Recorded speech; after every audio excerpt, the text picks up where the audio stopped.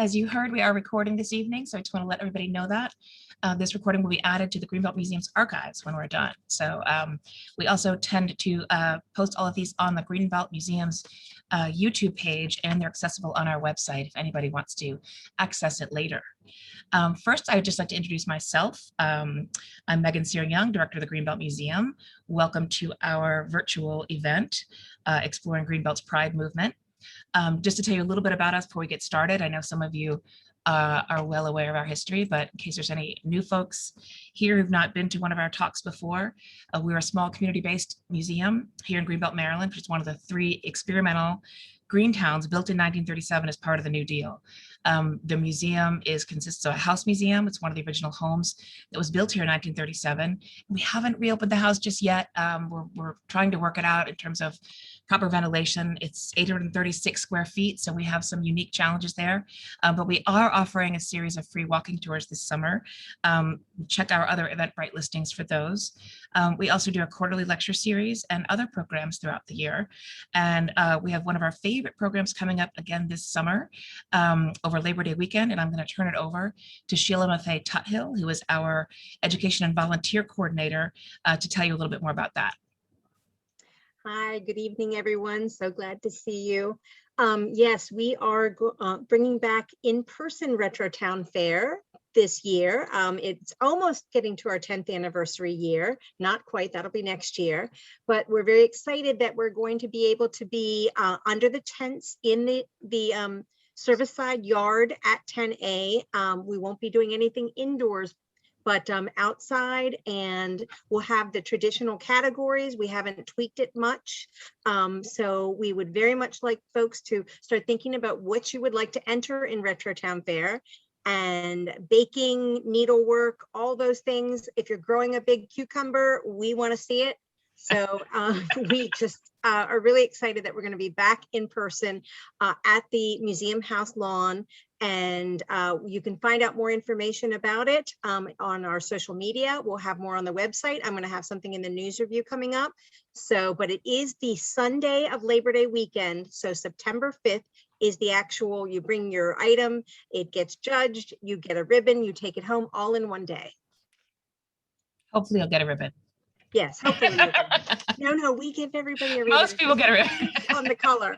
Okay. But anyway, so hope you will be able to participate in Retro Town Fair over the Labor Day weekend on Sunday, September 5th.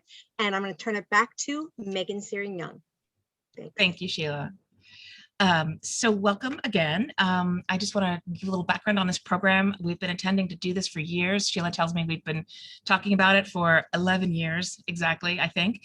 So finally, we are so pleased to be able to having an event like this. It's so important that we capture this really important history. And we ask if you all have documents or early flyers or brochures. We have a couple Greenbelt Pride brochures already in our archives, but we are always looking for more. So if any of you out there have anything like that, we would welcome that to save in our archives. We're extremely pleased tonight to have Frank DiBernardo here with us. He's agreed to do an interview, and following that, we'll open up the discussion to everybody. And if you'd like to make a comment or ask a question after the interview, please just raise your hand or put it in the chat, and we'll share it with the rest of the group. We do just ask that you wait to ask questions until the end of the interview. As I said before, this program and the chat are being recorded and will be put into the Greenbelt Museum archives. So let me just move on to introduce Frank DiBernardo. Francis DiBernardo is his official name. He served since 1996 as the executive director of New Ways Ministry. That's a 44-year-old national Catholic ministry of justice and reconciliation for lesbian, gay, bisexual, transgender, queer Catholics, and the wider church community. It's based in Mount Rainier, Maryland, and he's conducted programs on LGBTQ issues and Catholicism in religious and secular settings throughout the US. He joined the New Ways Ministry staff in 1994. Mr. DiBernardo holds a master's degree in English from the University of Maryland. He completed doctoral coursework in rhetoric at Maryland and the Catholic University of America, and his research focused on Catholic language and arguments about homosexuality. He speaks frequently to church groups, university audiences, and the media on topics like the Vatican's approach to homosexuality and gender identity issues, the history of Catholic ideas about sexuality and gender, the language and arguments of Catholic thinking on LGBTQ issues. And he was the keynote speaker at a conference on religion and homosexuality at the first World Pride celebration in Rome, Italy in the year 2000. Within the city of Greenbelt, closer to home here, Mr. DiBernardo is a resident and member of Greenbelt Homes Incorporated, one of the nation's oldest housing cooperatives, and he's served on the cooperative's board of directors. And last but definitely not least, he's also been a docent at the Greenbelt Museum. He's been active here as well as the founding member of Greenbelt Pride, and that's the first gay, bisexual, lesbian, transgender social and cultural group that's been here in the town, and that's why he's here with us today. I hope it's okay if I call you Frank. Okay, good. And we'll get started with our questions. Thanks again for being here. Would you like to say anything to start? Just that I'm really glad to be here. Okay, and great. I appreciate this opportunity. Thank you. Thank you. Okay, so tell us your Greenbelt Pride origin story. Who were the main organizers early on, and what in your mind were the reasons why it was time to start Greenbelt Pride when you did? Thanks. That's a good place to begin. Greenbelt Pride started. We had our official first meeting in 2005, and I got the ball rolling on it because I had moved to Greenbelt in 2004, and I was seeing all around town lots of rainbow sticker bumper stickers and lots of other LGBTQ signs on cars and houses, but I was not meeting many LGBTQ people here in Greenbelt. So I thought, well, you know, someone has to call folks together. So I called a meeting in June of 2005. It wasn't intended to be an organization, actually. It was intended to be an event. I was asking for people to come together that June to celebrate Pride together in Greenbelt, because June is the traditional month of Pride events in the US. So I called the meeting, and very soon into our discussion at the meeting, we realized, yes, we did want to celebrate Pride together, but we also wanted to make this a little more permanent. So that it was at that first meeting in June in the community center where the idea for Greenbelt Pride got started. There were a number of people. I was hoping we would get like 2 or 3 people. I had spent Memorial Day weekend riding my bicycle around Greenbelt and putting flyers on any car that had a LGBTQ bumper sticker of some sort, or any sort of progressive political bumper sticker. I posted flyers all around town in the co-op supermarket, the library, the community center. I put a notice in the news review. It was a real Greenbelt sort of event, you know, homespun and old-fashioned organizing. And I was hoping, you know, 3 or 4 people would show up, and we had about 15 that came to that first event. And some of those people that I remember were Hillary Howes, who designed our first logo. She's an artist here in town. Allison Myers, who's still here in town, and she's the one who came up with the name Greenbelt Pride. We were tossing around possible names, and at that first meeting, she came up with not only the name for Greenbelt Pride, but our slogan, which I thought was very catchy. She had the idea that our slogan should be, "You can't spell Greenbelt without GBLT," and so whenever we wrote Greenbelt Pride in news review notices, we always capitalize those letters. It was a way of signaling to people what this pride was. Um, so there were Bunny Cook and Jen Patterson, who were still here in town. Michael Mangiapane, who has since moved on elsewhere. Trying to think of some of the other names. Terry Vanzetti, Laura Moore, Shirley Middleton was there. Um, Andrea and Karita Waters. Can't forget them. They were really instrumental. Andy Carruthers, Cynthia Newcomer. It was a great group of folks, and it was time. When I think about it, it was time for this type of group. I mean, Greenbelt has always been progressive, but I think our group fit into the sort of spirit of the moment in LGBTQ life in America. And what I mean by that is that the what I would call the LGBTQ infrastructure tended, for the most part, in the 70s, 80s, and 90s, or early 90s, to be urban based. It was in cities. And what I mean by infrastructure was organizations, associations. But by the late 90s and the early 2000s, I see this across the nation. There were lots of suburban LGBTQ groups that were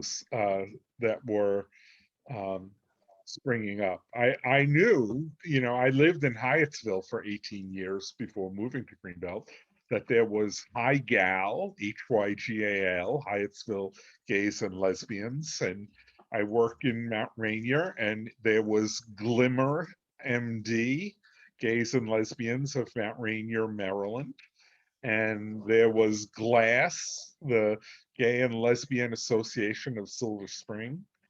So I think it was, that LGBTQ people in the suburbs at the time were really starting to organize to help support one another and to meet one another. So I think it wasn't intentionally part of that movement, but I think it caught on because LGBTQ people in the suburbs were now ready to start their own organizations. I have to say also, we had a number of straight allies. Shirley Middleton and David Lang was at almost every single one of our events. Great ally supporter. That's great. He's here with us tonight, actually. Oh. So thanks for that background. That really helps to contextualize, I think, what was in your thoughts at the time, and perhaps in others' thoughts who came out to join you at those early meetings. You touched on this a little bit, I think, but give us a sense of the mood of the early members. What were you planning? I know you said it was supposed to be an event, and then it became a sort of a more of a group. And what accomplishments were you what were you hoping to accomplish? Put it that way. Sure. Yeah.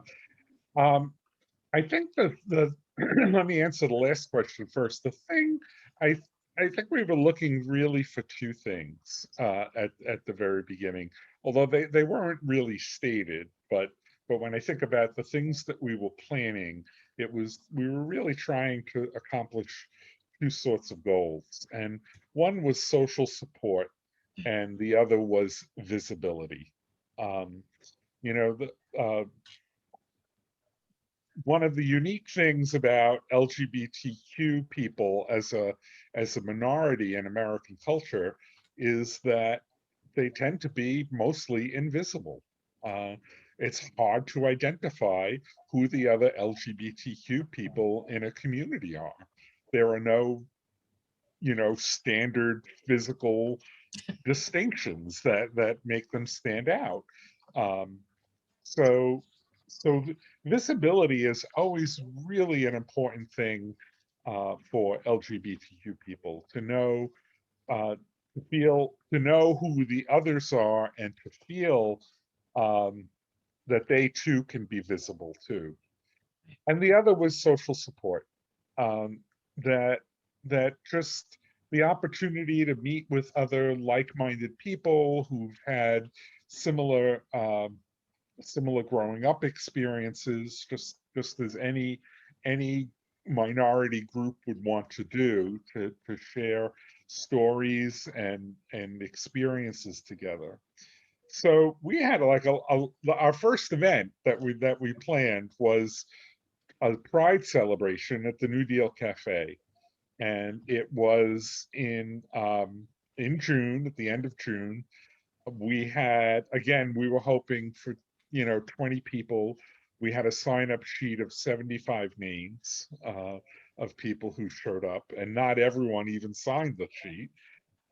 It was when the New Deal Cafe was, less than half the size it is now, just the front portion was the whole cafe, and Ellen Siegel was the manager, and we told her we wanted to come there to have a gathering, and she was extremely welcoming. She even added a special item. I always remember, added a special item on the menu of a sandwich of guacamole, bacon, lettuce, and tomato, so that it would have been a GBLT. So, Sounds like that maybe was your official sandwich, huh? That's great. so everybody ordered that, That's and great. so we had that. We had socials, potlucks. We had game nights. Um, we had a talent show. I remember there were just lots and lots of different events to to bring people together. Um, we had one time we did a in October, October 11th every year. It's called National Coming Out Day. So in the Roosevelt Center, we had a coming out day celebration where we did um, we had people telling their stories. We had a microphone set up, and we were so proud we got a one of the local rising star lesbian musicians Oh, from wow. Northern Virginia. Her Oh, name is Michelle Swan. She had just cut a record, and we got her to come and perform for oh, us. wow. And two of the guys in our group had built a framed doorway, like a door, with the frame. And we were asking people to tell their coming out stories. So they came through the door, through the closet door, and came out onto the stage. So it That's was wonderful. a really fun event. That's wonderful. Um, yeah, Is yeah. that probably, I mean, that sounds pretty memorable. That's a fantastic visual of the actual door opening for people to, Yeah, yeah. literally come through the door and come out.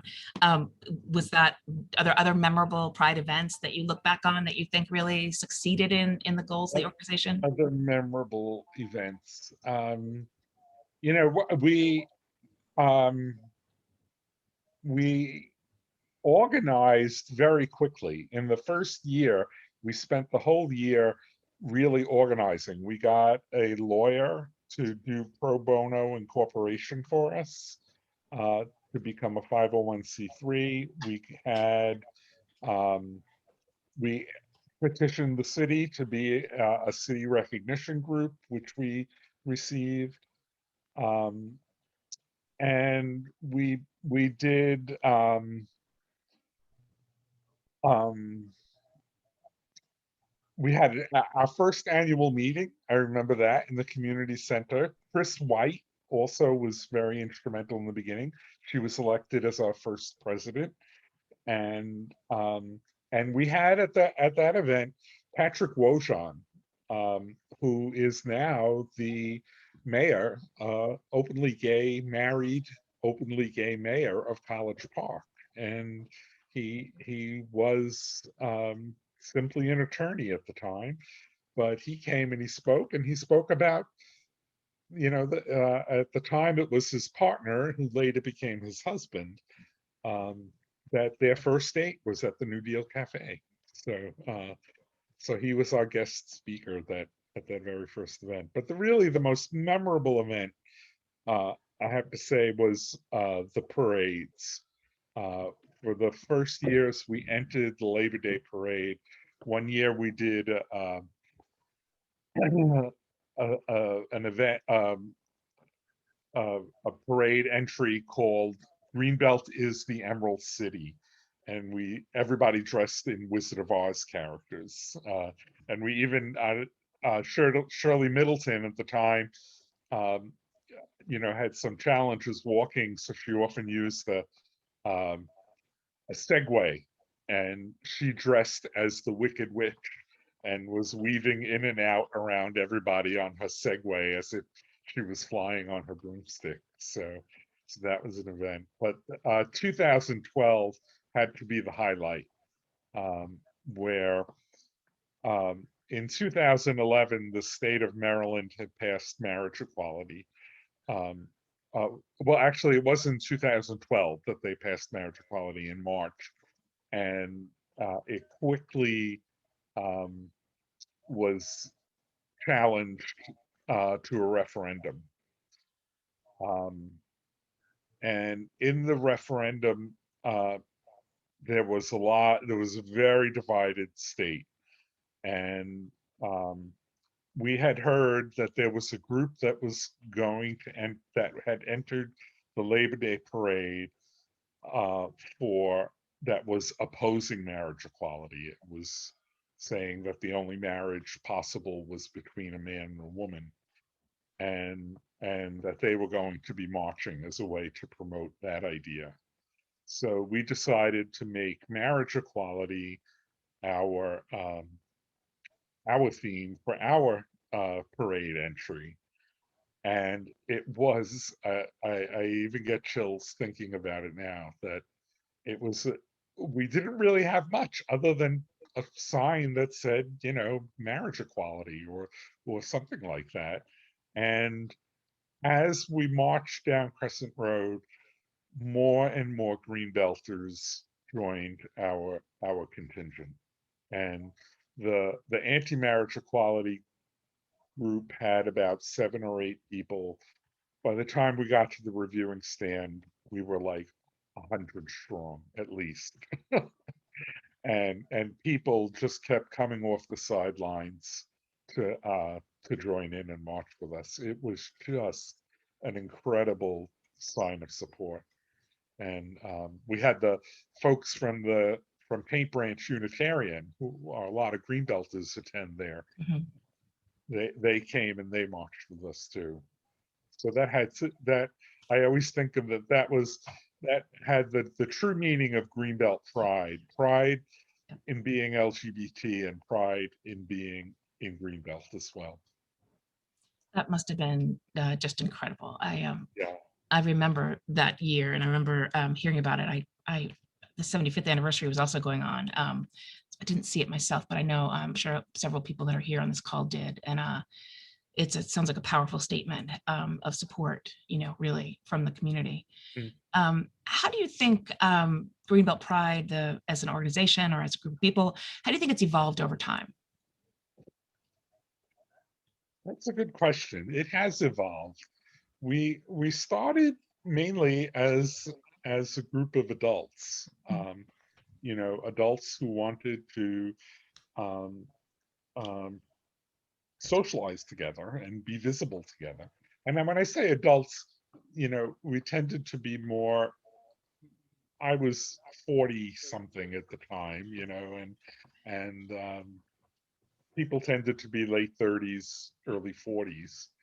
And over time, the group developed into a lot younger Mhm. section. We always had some trouble, I think, maintaining strong um, membership among men.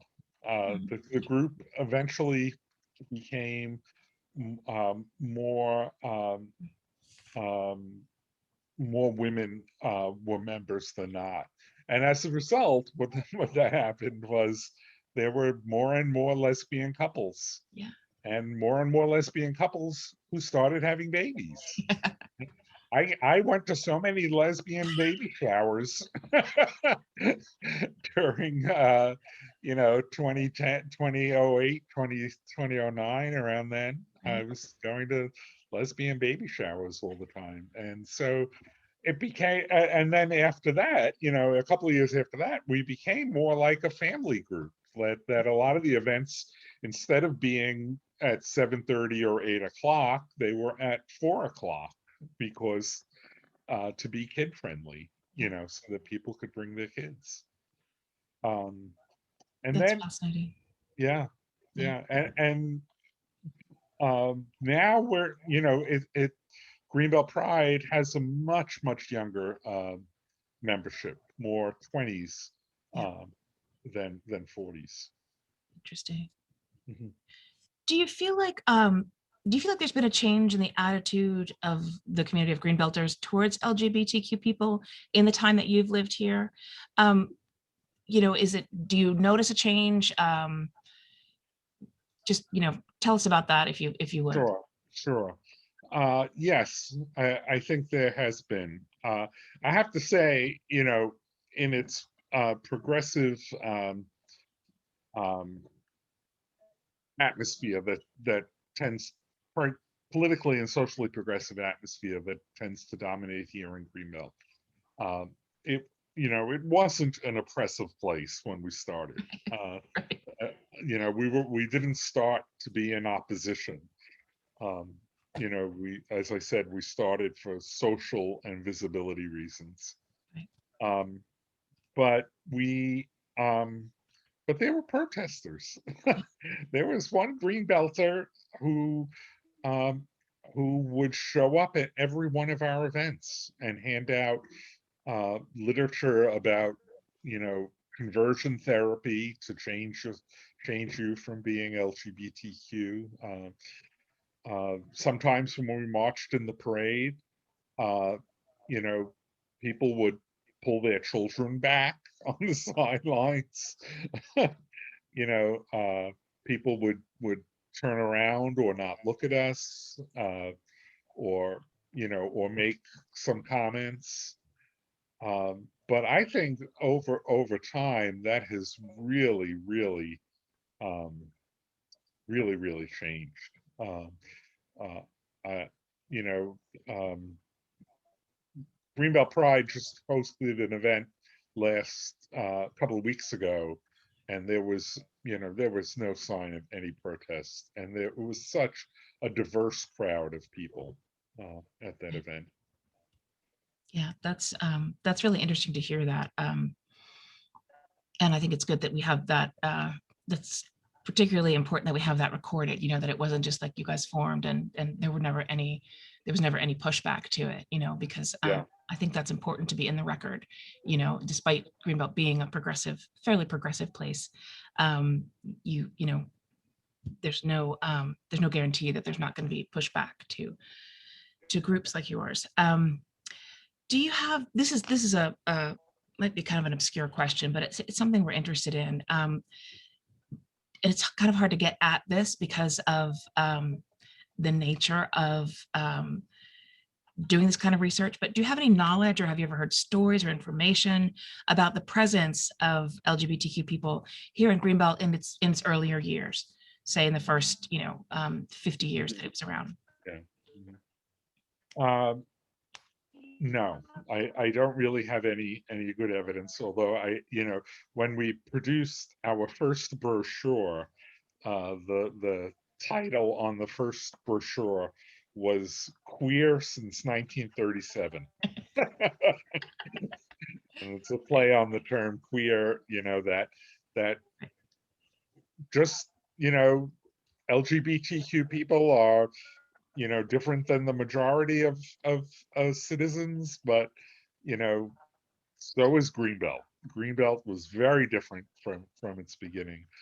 But I would have to say that, even though in the first 50 years, from what I've read and understood, it tended to be more families. Mhm. You know, I think we have to remember that that was also a very closeted time, Yes. uh, where many people married for social convention, um, or economic security. So I have to imagine that there were some closeted LGBTQ people, in Greenbelt from early on, Right. but sadly, they couldn't be visible or couldn't probably even be um, um, public about it to themselves, or maybe self-aware, unaware. It's very hard. Yeah. LGBTQ historians um, have to do some really Mhm. fine, detailed research work Yes. to find the undercurrent of LGBTQ life. And I think that would be an interesting research project to be Yes. here in Greenbelt. There's only one person that was involved in Greenbelt's planning that we suspect was gay, and it was one of the people that did, I believe it was landscape design. And the only reason we know this is because somebody from um, George Washington University contacted us to see if we were interested in a memorial brochure that had been produced when this individual passed away. They'd had it in their rare special collections, and they realized that it had a Greenbelt connection, and so they sent it to us. And throughout the stories in this booklet, it was full of things like, we would the gentleman and I believe it was his partner were called the boys, and everyone said we'd go over to the boys' house, and they would do XYZ, and they socialized, and it was very, very clear from the stories that they were a couple, that they were together, and that of course the people that were writing into this brochure were very clear on their relationship. So but we need to do more research about that, and I definitely encourage anybody who's listening in on this, if you know of anything or hear of any stories. It is difficult research to do, but incredibly important. And I think you're so right, Frank, that it's because it was such a heavily closeted time. There very well may have been people here from the very beginning, but we wouldn't necessarily have any way to know about that. So, Mhm. um, just for one last question here, what do you see in the future for Greenbelt Pride? What do you hope to see? Well, Greenbelt Pride is now what, let's say 16 years old, and it's had its ups and down periods. There have been periods where it's been more dormant. A number of years ago, Michael Hartman, under his leadership, it revived the organization after a dormant period. And now, we always had one of the things we always did every year was um, have a picnic for Pride after that first event at the cafe, and we usually had it at Buddy Attic Park. Could you Um, just explain when you say for Pride, I mean, for Pride, for the month of Pride. right, okay, So it okay, was always in June sure, for LGBTQ Pride. We would have a picnic in the park. The organization provided like hot dogs and rolls and beverage, and people would bring side dishes and just as a way to get together. And we hadn't done that in several years, but this year two leaders have emerged, two of these more younger leaders, Naomi Patton and Adam Campanile, and they organized a wonderful Pride event this year up at the little park on Ridge Road, sure. that overlooks the Ag Center between Lassner and Research, and it was a wonderful little event. There were, I would say, at least while I was there were about 35 people. Again, very diverse group of people, and I really have great hopes, that I know that group during the pandemic organized Zoom socials for LGBTQ people, and even though we're living in a progressive town in a more progressive era, I think there's always going to be the need for an LGBTQ organization. And I think about it for two reasons. Um, um, a couple of times, as I said, we had dormant periods. During those dormant periods, we would often think, well, should we close the doors? And we always came up with two reasons why we had to stay, even if we weren't going to do anything. And that was one, for young people growing up here, to let them know that there are LGBTQ people who are proud of their identity and can be role models for them. And two, for new residents, just to let new residents know that, new residents or potential residents, that they're coming to a city where that values its LGBTQ community, and that there will be friends for them here and supporters for them here when they do arrive. So that's why I think, I think there's still a need, and there's always going to be a need for a group like this. Well, I think that's a great place to end the interview portion of this. Thank you so much. I knew we were in person, we'd all be clapping. But yeah, we can do that version, right? Thank you so much, Frank. It's really just so, as I said before, so important to capture this history. And that is one of the reasons we were so happy that you were willing to do this. I see we'll go to the discussion portion. If you need a drink of water or something, we can give you a second there. But I see who had a hand up? I think was it Rick Gordon? No? Oh, no, I was clapping. I was clapping. Okay. I see. Laura and Michael. Yeah, Laura and Michael. Hi, how are you doing? Can you hear us? Yes. We've had some microphone problems. Frank mentioned the new leadership and new energy for Greenbelt Pride.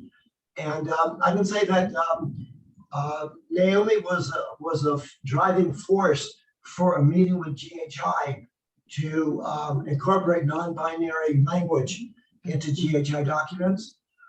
Adam Caponelli was the inspiration for the 50th anniversary of the Stonewall Rebellion that we held at the cafe.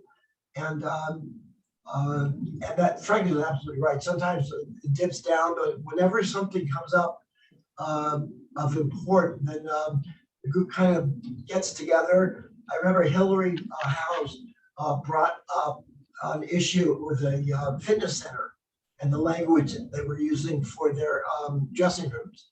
And so over the years, we had one of the funny things, not funny, but interesting things, was when we had the celebration at the cafe for marriage equality.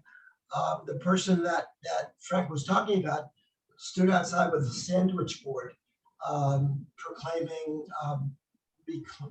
proclaiming his thoughts on the matter. And he would walk around the cafe front and back, wouldn't bother anyone, wouldn't say anything unless someone asked him what was going on. But it was very respectful, but he had a voice that was him. And so I'm really excited about the new energy that Greenbelt Pride has. At the picnic in the park, we were visited by Michaela Wilkes, who just come out. She's running for Congress and in District 5.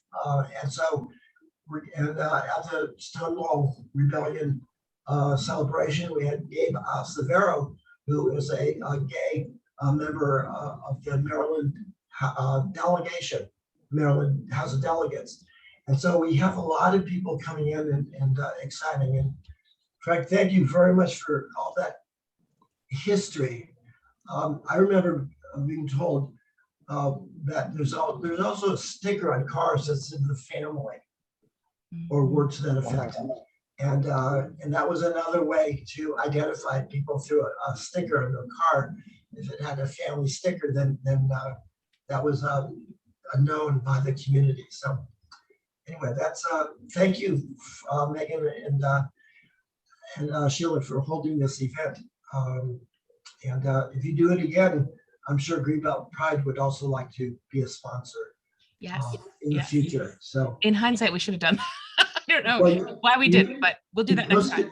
you posted it on the Facebook, on the Pride Facebook page. Yes, that's And true. so that was really important. But Yes, yes. thank you for all that you're doing. And it's good to see young people. Well, thank Not you. just us old graybeards like us. Thank you for your comments. Now, Rick Gordon, now do you have a comment? Yeah, Thank you, Michael. I do actually. No, I just wanted to just say a couple of things. Just to kind of hear Frank talk about this, I just want to say it was moving to me. For me, because one, this is a special year for me, because this is a year I actually came out this year.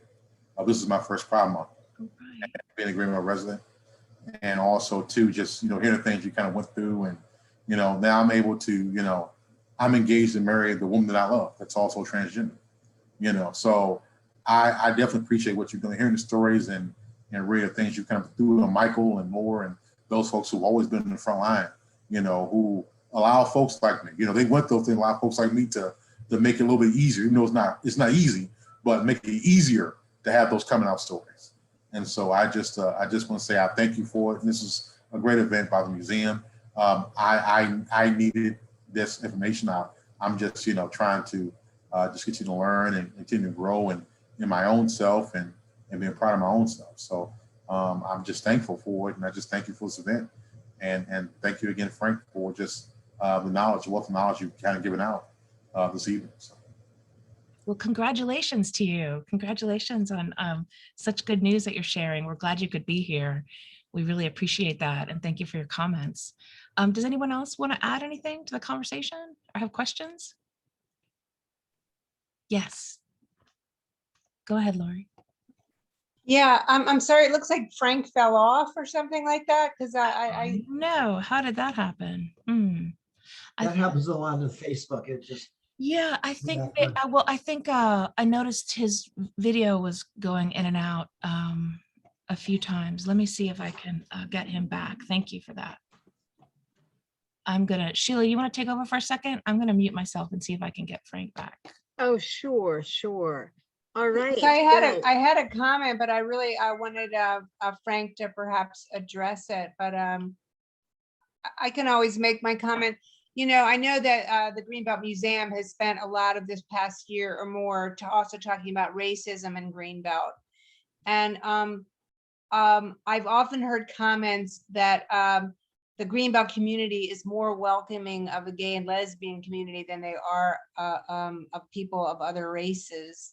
And that I think there are many gay and lesbian and transgender couples that have been applied and have been accepted to live in GHI, but that there were years where it was much harder for a Black couple to apply, and it was even known that there were certain gatekeepers that would make it more difficult for you if you were Black and you were applying for GHI. So I'd be curious, especially because I think Frank was on the board for some of that time, whether he has noticed that.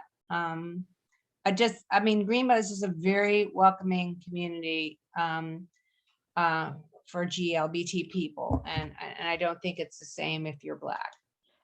I just called Frank, and he said he's trying to get back in, but he's having trouble. He said he just sent an email. I don't know where he sent the email, but he can't get back in. Oh dear.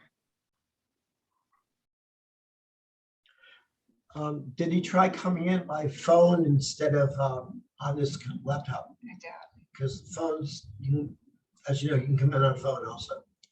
Right. I don't know. How should he try to get back in?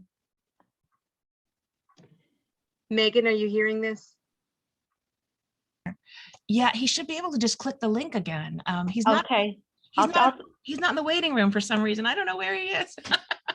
I just sent him an email with the link again. So let me send the link to his email address. Yeah. Yeah, that's what I did. I sent it back. Let me check and see if he's messaged me. He and I had been communicating, but I don't have an email from him. So, I mean, I would be curious if any of the people here do live in GHI and what their experiences were, you know, applying to be members of the cooperative.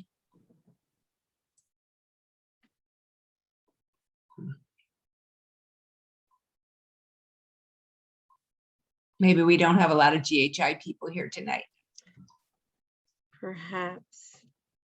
Anybody who has anything to say or speak to this issue, we welcome you to take the floor.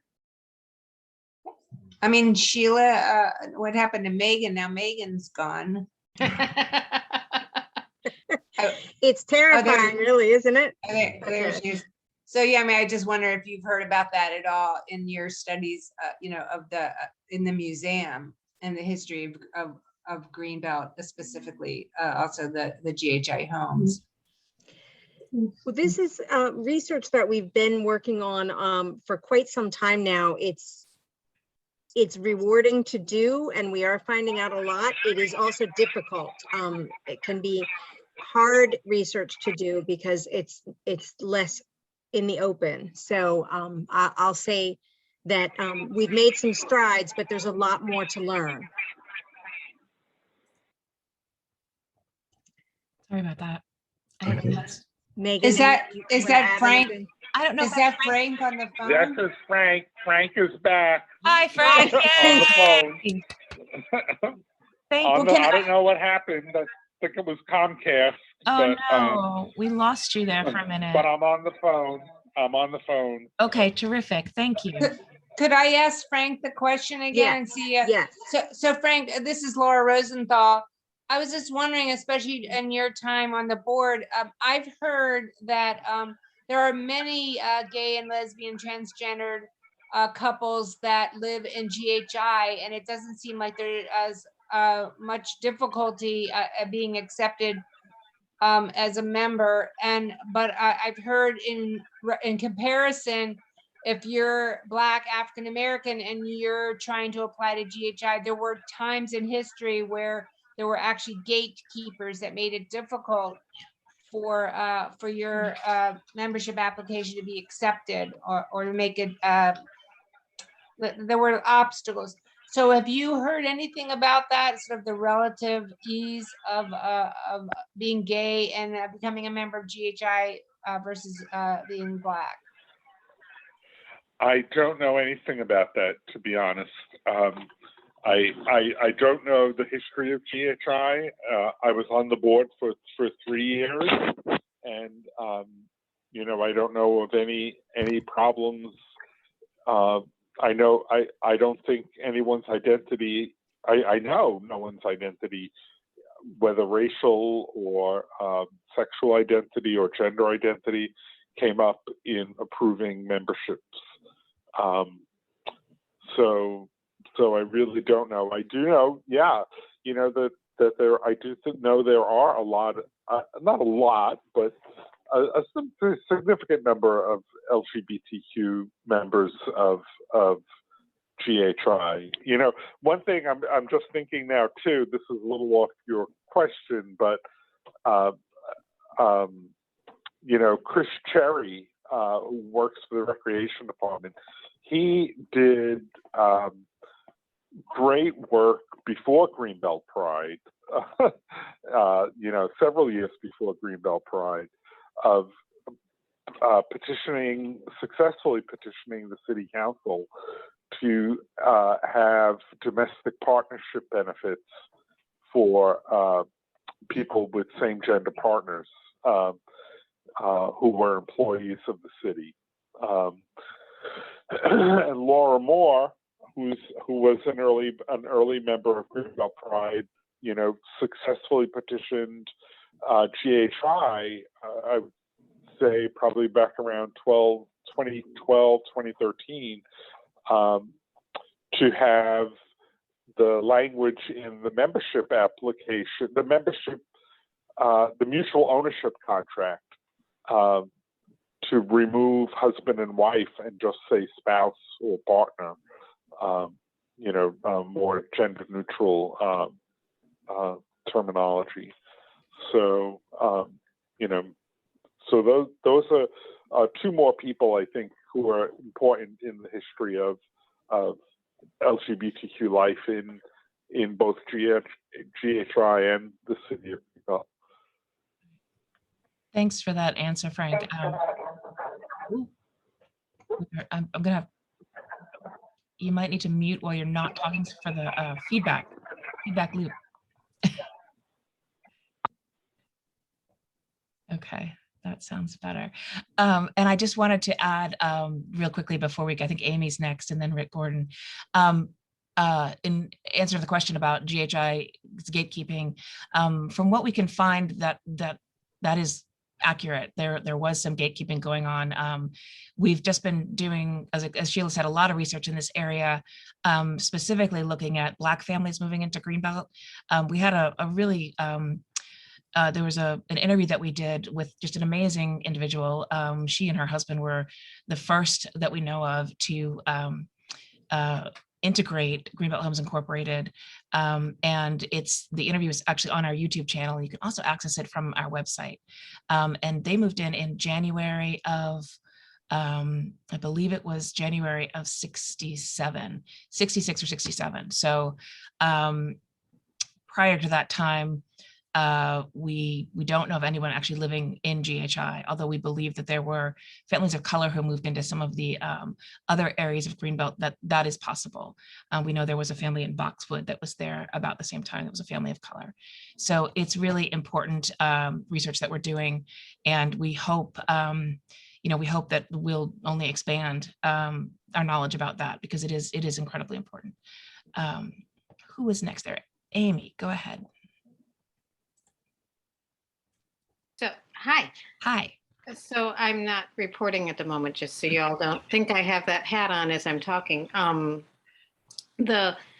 know that there are many different green belts, and that I don't have access to schools anymore, but I know that that it wasn't easy for teenagers in Greenbelt schools in the 90s.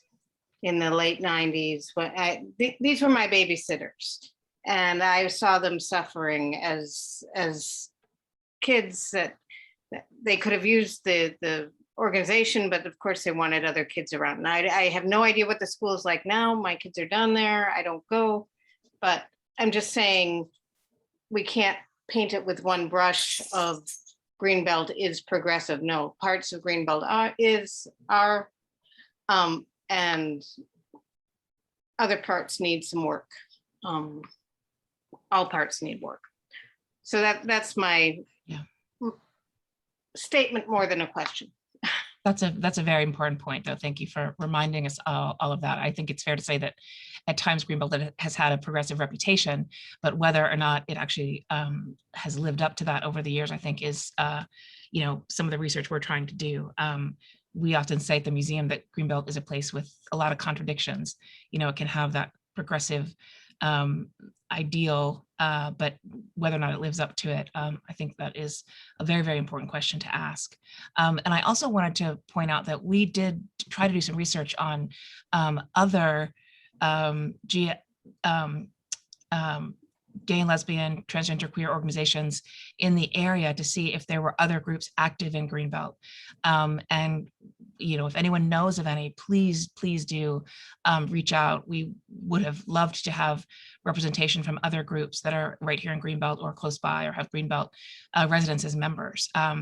We know that Greenbelt Pride probably is not the only one that's active here in the larger Greenbelt area. So if anybody knows of places, other groups that meet, we'd love to know about them. Anybody else have comments? We lost, is Frank there? Megan, I have a clarification question. Yes. This is Michael. Do you want memorabilia of Greenbelt Pride and LGBTQ plus activities in Greenbelt Are you looking for actual physical objects? If you've got them and we can store them, yes. Our collection storage is tricky because we're as all museums are at some point, we have some challenges in terms of space. But yes, we absolutely do. Oh, there's Frank again, and he's having so many problems.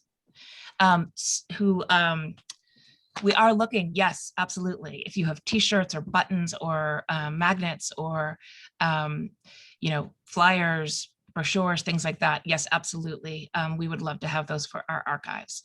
And some of the things, if you don't want to part with them, we can photograph them or scan them and give them back to you. Our digital archive is always growing as well. So we are definitely seeking materials like that. Thank you for asking that. Thank you. Bring it back again. Anyone else have any other comments or questions? Anything you want to share? Hello. I do have one question, if I may. Yes. So I'm not from Greenbelt, but it's not often that I see like suburban historical museums collaborating with LGBTQ groups or showing like a public interest in recording LGBTQ history. So in the past, is Frank here? Okay. So in the past, has Greenbelt Pride tried working with small historical museums like the Greenbelt Museum, and how were like those attempts received? Or has like the museum leadership kind of like been receptive to LGBTQ history for like a long time? Frank, are you there? Do you want to? Yeah, I think I think Megan said it at the beginning that they've been this has been on the planning books for 11 years, and they've and it came to fruition tonight as the first step. I did speak when the Greenbelt Museum organized the symposium in 2012 for the 75th anniversary of Greenbelt. They asked me to speak on a panel about diversity in Greenbelt. So so the museum did reach out at that point too. As I mentioned, Greenbelt Pride hasn't always been active all the time, and so I'm hoping that and I'm pretty confident that what Megan and Sheila said at the beginning, that this will be the start of a beautiful friendship. Absolutely. That we can go forward from here. Absolutely. Thank you. Yes, very much so. Collaborations, I think, are the bread and butter of a museum of our size. We're very, very small. I'm the only full-time staff person. Sheila's part-time person, and we have another part-time person. So, and a very active board of directors, since it's a public-private partnership. But yeah, it's one of the advantages of being small is that we have a lot of freedom, I would say, to pursue the types of programs and events that we want to do. And we try very much to be responsive to the community, since we are here really to serve our local community, even though the story of Greenbelt is not just a local story, but really national and of international importance, with the importance of the New Deal. So we are always open to suggestions for programs and collaborations. So Sheila, I don't know if you want to say anything, since I've been talking a lot. Oh, wow. I'm just so happy that this did come to fruition, as Frank put it. And yet there's so much more we can collaborate on. And, we've had this relationship with Frank for since I came on with the museum in, I guess, 2009. So he's been a docent and a good friend of ours. And so it can help guide these further collaborations. But I'm just really happy that this came together, and it's been incredibly informative and really entertaining. I did get a tear thinking about what the story that Frank described at the parade. So it's just been a really wonderful evening. So thank you everybody who's come, and thank you so much, Frank. You're a great speaker. We love having you. Thanks, Sheila. Rick Gordon has another Yeah, comment. if I can, Frank, are you there? Is Frank there?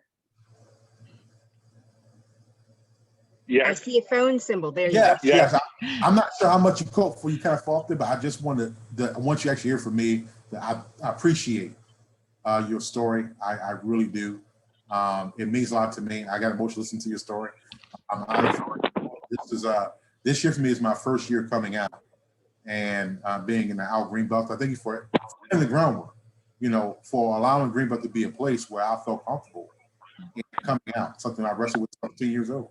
I'm 38 now, so I've got here. It took me a long time to get here. But I thank you for being one of those folks that helped lay that groundwork for me. And, Greenbelt is like it's my home. I've been here since 2015 and I appreciate, laying that ground before I got here, that it could make it a place where I can live and be myself and be happy and live and be walking my truth. So I definitely just want to say thank you to you for me. So thank you.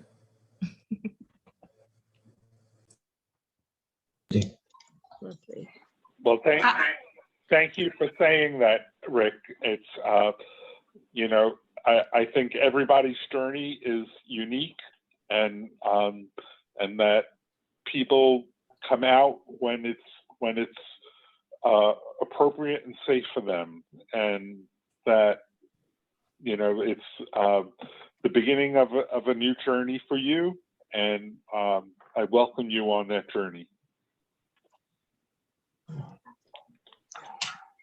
I have a question before we end.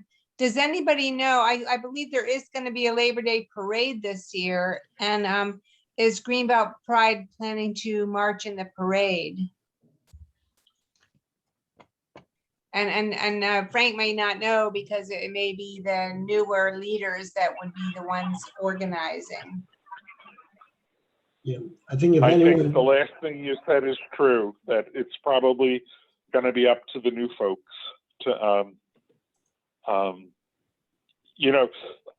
let me say this, the LGBTQ movement as a whole has changed tremendously since Greenbelt Pride got started in 2005.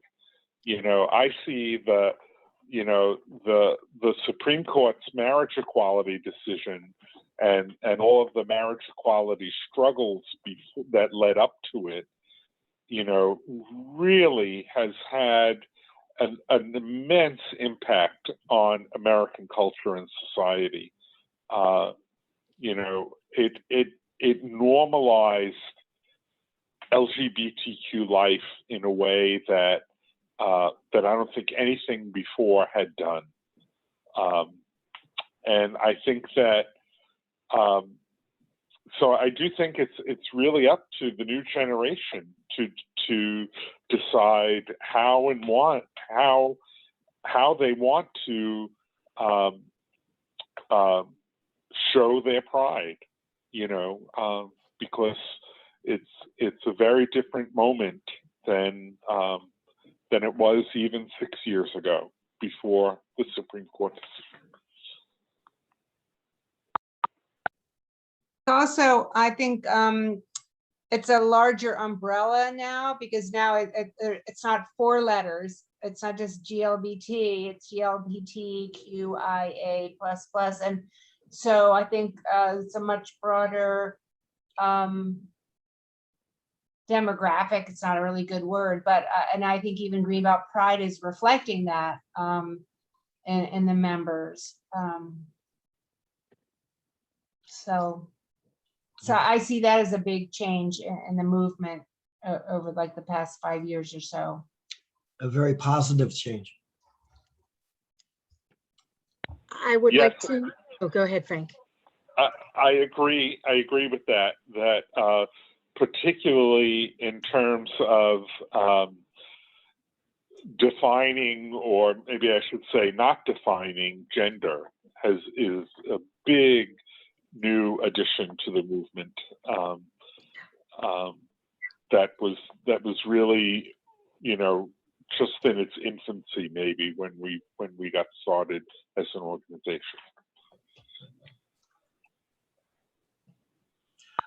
Megan and Sheila, one other thing, you mentioned other organizations.